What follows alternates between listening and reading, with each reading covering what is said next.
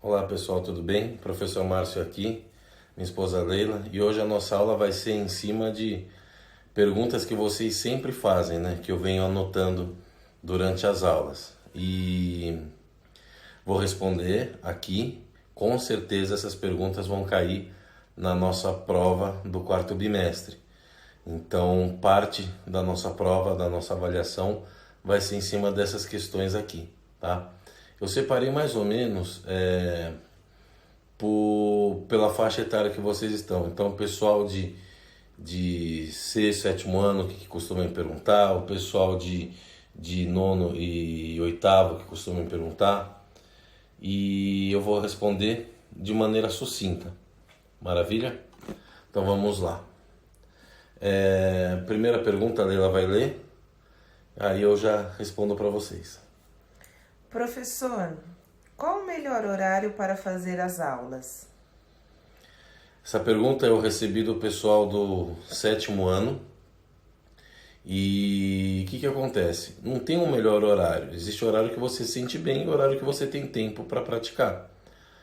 Eu gosto muito de praticar à noite. Eu particularmente prefiro no final da tarde, no começo da noite. Por questão de costume mesmo. Se bem que os treinos que eu faço no Karatê, eles tendem a ser segunda de noite, terça de manhã, quarta à noite, quinta de manhã, sexta à noite, sábado de manhã. Eu percebo que, exceto os treinos que são de sábado, os que eu rendo melhor são os treinos de noite. O de sábado ele é o último treino da semana, ele tende a ser o mais forte, então o pessoal já vai mais empolgado para ele. É questão de hábito, né? Muita gente gosta de treinar de manhãzinha, acordar já fazer. Eu me sinto melhor mais pro final do dia, mas é questão de costume. Você só tem que deixar um espaço grande do horário que você come. Isso. Professor, quanto tempo depois de comer? Já uma coisa linka na outra, né? Pelo menos com segurança 2 horas. Você se alimentou de alguma coisa preferencialmente leve na hora que você vai fazer atividade física, então dê 2 horas de intervalo. Determinados tipos de alimento, como laticínios, levam muito tempo para digerir e você pode ficar pesado, se sentir mal na hora de você fazer atividade física, tá? Independente disso também existe o fator de quanto que você come. Não adianta nada, você vai ficar 2 horas para fazer, mas você comeu um mundaréu de comida. Mas no geral, 2 horas é segurança, né? Por isso que eu sempre oriento vocês a, quando vocês têm aula comigo, logo depois do intervalo, vocês comerem coisas bem leves, não gordurosas e nada de laticínio. O que comer antes de fazer exercício? Eu separei por bloco as perguntas, né? O que comer antes de fazer exercício? Geralmente comer algo com carboidrato que não seja aquele carboidrato de absorção rápida, que vai jogar a tua glicemia lá em cima. Por exemplo, não comer algo muito doce, porque senão você vai ter energia numa explosão e de repente ela vai começar a faltar.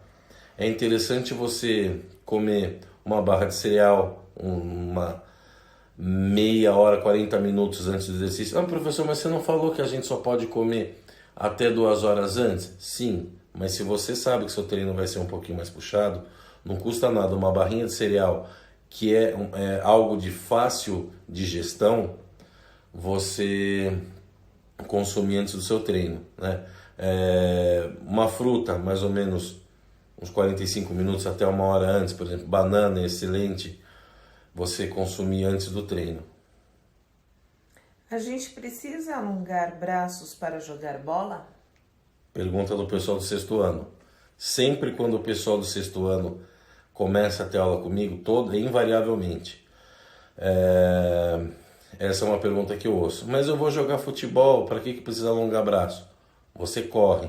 Você não joga futebol só com as suas pernas. As suas pernas são o elemento fundamental do jogo. Porém, você se desloca, você mantém equilíbrio, você tem arranque, você tem um momento que você salta. Se você é goleiro, então nem se fala. Então, Todo o seu corpo tem que ser alongado em harmonia e sim, enfatizado a parte de membros inferiores. Eu não fico dolorido depois nem no dia seguinte. Eu fico 2 dias depois. Tipo, eu faço hoje e só vou sentir depois de amanhã. É alguma coisa errada? Não, muita gente tem isso. Eu sou assim também. Eu posso fazer o treino que for hoje, eu não vou ficar dolorido no dia. No dia eu vou ficar cansado, no dia seguinte também. Mesmo se tiver treino, tem que fazer, no meu caso pelo menos. Mas eu vou sentir os efeitos de dor do treino 2 dias depois. Isso é muito questão individual. Tem pessoa que tem essa resposta fisiológica na hora. Tem gente que fica dolorido no dia seguinte tá bom. Tem pessoa que vai ficar no dia seguinte, tem pessoa que vai ficar 2 dias depois. Isso não influi em nada. E tem pessoas que nunca ficam. E tem pessoas que nunca ficam, né? Próximo.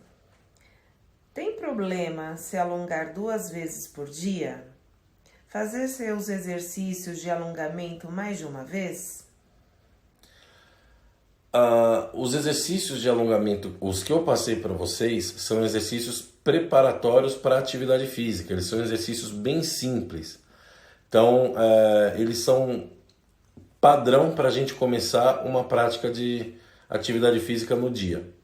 Ele serve para qualquer tipo de exercício. Serve para corrida, serve para artes marciais, serve para balé, serve para ginástica olímpica, porque aquilo ali é um pré-aquecimento. Você pode utilizar ele sim como metodologia de treino para flexibilidade, fazendo umas 2 vezes por dia, não tem problema nenhum. O que você não pode exagerar.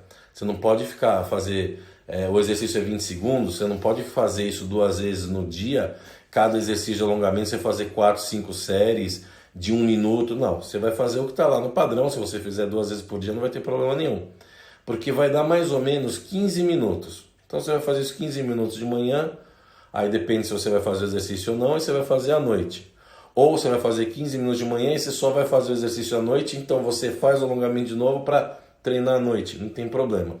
O que eu indico é que pelo menos na idade de vocês, 1 vez por dia, pegar um protocolo de alongamento, pode ser um dos que eu passei, e vocês colocarem como metodologia de treino. Professor, sou muito magro. O que eu faço para engordar? O exercício vai fazer eu emagrecer mais? Tá, essa pergunta a gente ouve principalmente do pessoal que está entrando já naquele pico metabólico que ou a pessoa começa a emagrecer muito ou ela começa a vagarosamente encorpar. O objetivo não é engordar, você não tem isso como objetivo, né? Ganhar tecido adiposo não é saudável, a gente sabe disso.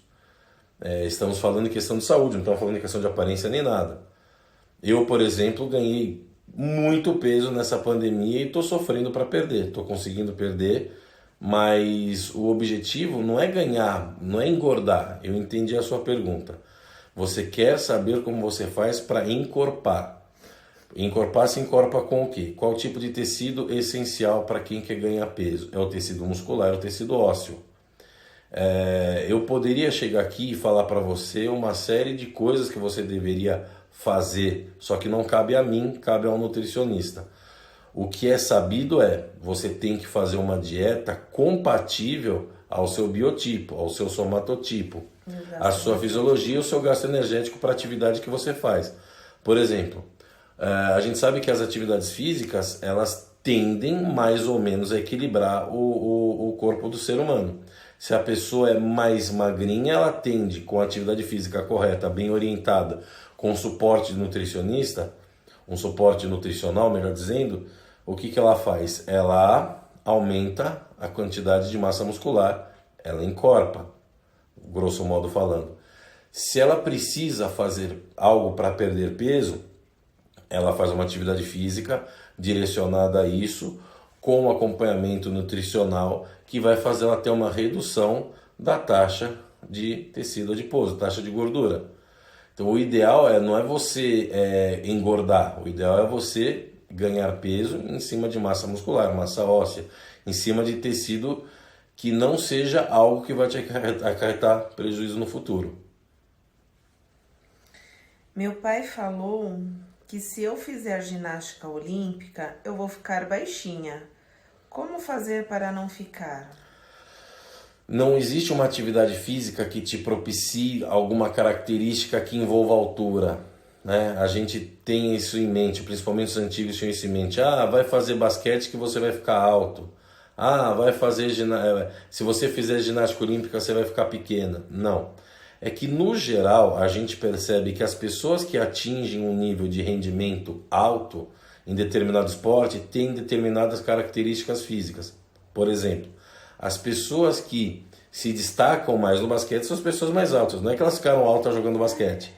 Elas foram direcionadas ao basquete pelo fato já de serem altas, e a grande maioria delas, né, na exceção, tem jogadores com estatura média a baixa que são excepcionais.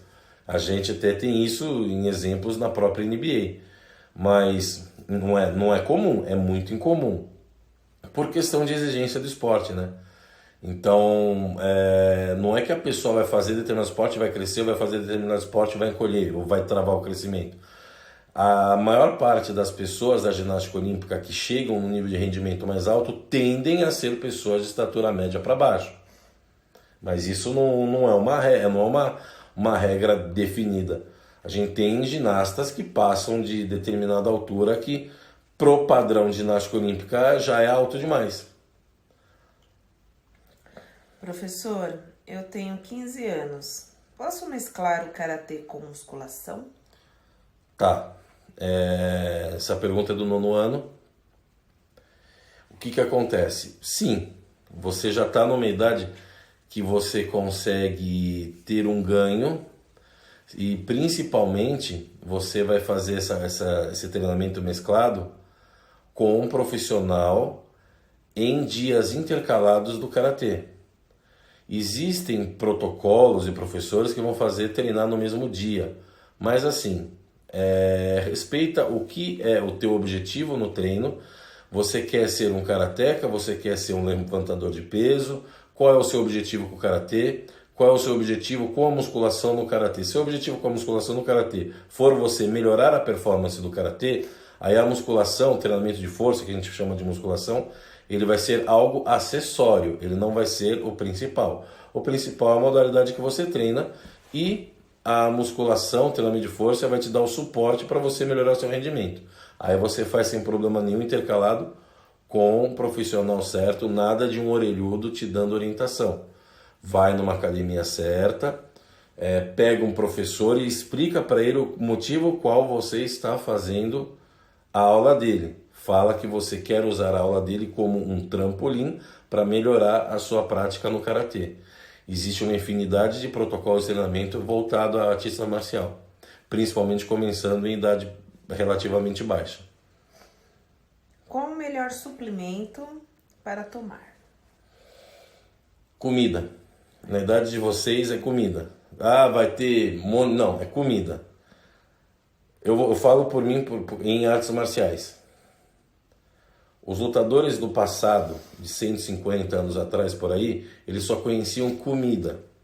E você imagina o pessoal lá do Oriente, que comia arroz, peixe, o pessoal de Okinawa comia um pouco de carne de porco, tal, raízes, essas coisas aí, conseguiam fazer feitos homéricos, coisa que hoje muita gente, com o suplemento que seja, não consegue fazer. É lógico, o treinamento evoluiu, muita gente hoje até consegue fazer coisas melhores que eles, só que na idade de vocês, comida, alimentação, ouviu o que a mãe fala, come verdura, menos Big Mac, mais verdura, sabe?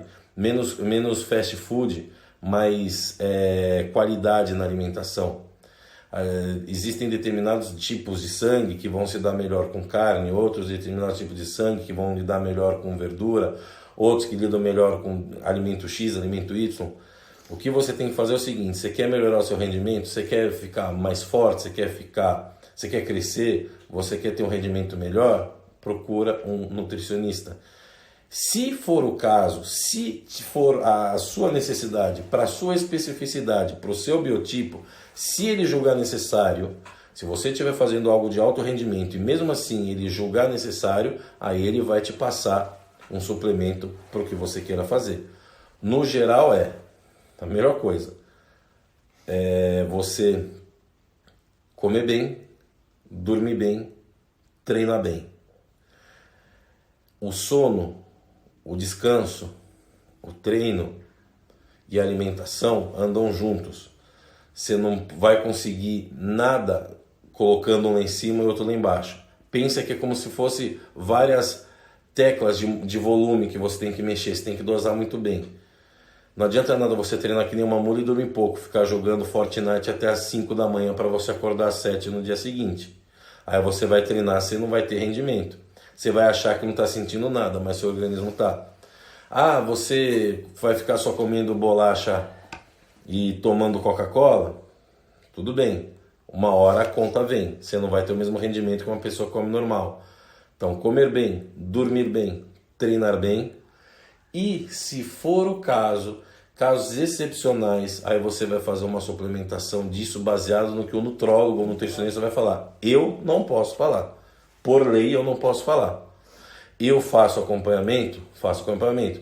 Tem determinado tipo de suplemento que eu tomo? Tem determinado suplemento que eu tomo. Eu nunca vou falar para vocês. Suplementação porque, o professor Márcio toma, vai lá e compra. De jeito nenhum.